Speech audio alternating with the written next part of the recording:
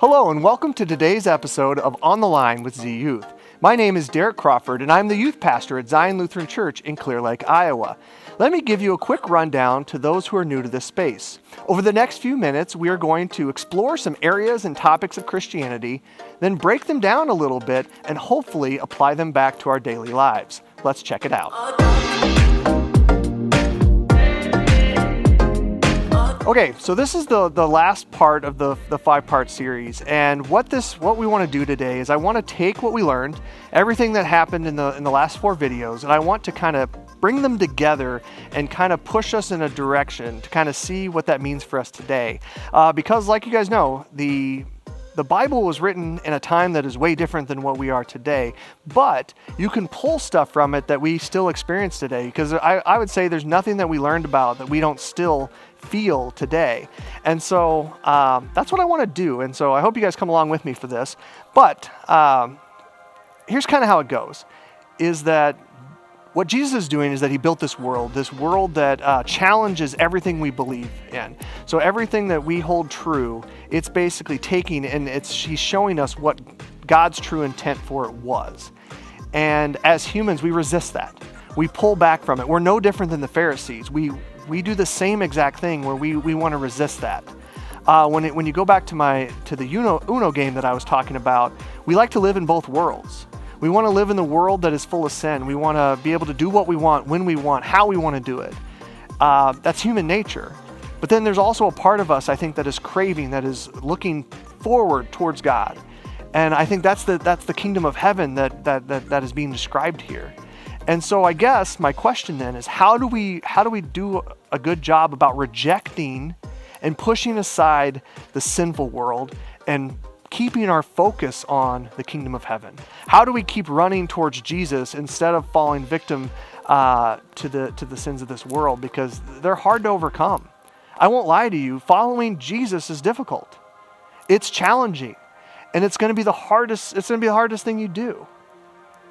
But it's also the most important thing. And so I hope that as you guys have walked through this series, I hope you reflect on that idea, that all of this idea that the character and nature of God is a God that loves his children. He wants to take care of us. He wants to reunite with us. He wants to redeem us, our brokenness. He wants to take all that away. And so what this is doing is this is pushing us towards the eventual death of Jesus on the cross, his crucifixion. So this whole book, everything we've done up to this point is leading us towards that direction. It is pushing us towards Jesus' death on the cross for our sins. And so, and that's so important. It's so crucial to this whole thing, is that Jesus died for us. Even though we were broken, even though we don't deserve it, he died on the cross for us. And I think that continues to show who God is. That he wants us redeemed. He doesn't want us to be broken. And so when we think about that in our own context, in our own lives today, how can we live lives that point towards Jesus? How can we be people that rejects the sins of the flesh, that reject the sins of this world, these earthly prisons we hold ourselves to?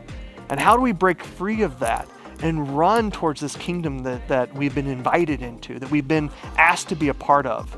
Because that's the whole thing about this that I haven't even got to yet, and we'll probably tackle it in future videos. But Jesus invites us to be a part of this kingdom and to be a part of like the term discipleship. Like he asks us to pick up our cross and follow him. And I think that's hard, and it's going to be challenging, and I hope that we can continue to walk through this together, because we're going to struggle, we're going to stumble, we're going to fall, and that's okay.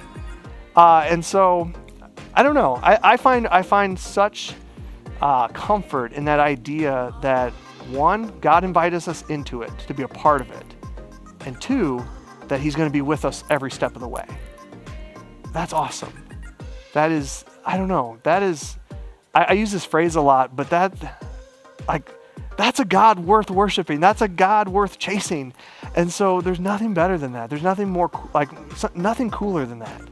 And so as you guys take this time to kind of reflect, I want you to think about that. How does this impact your own lives? How can you see this dual nature And it could be as simple as maybe you behave a certain way at church or at ZYouth, and then when you're away from ZYouth and with your friends, or in your other aspects of life, maybe you don't behave that same way. And so if that's you, let's say, what can we do to kind of correct that? How can we not fall victim to that? How can we be encouraged to chase God in those moments? And so anyway, I hope you guys enjoyed this. We will have more videos for you guys. And so feel free to, in the comments, if you have some videos you want us to tackle, or if there's anything else you have that's pressing on your mind, we want to walk you through it and be there for you. So we love you guys and have a great week. That about wraps it up for today. Thank you so much for checking us out. Remember that it takes a lot to put everything on the line for Jesus, but I promise you it's worth it. Until next time, blessings to you.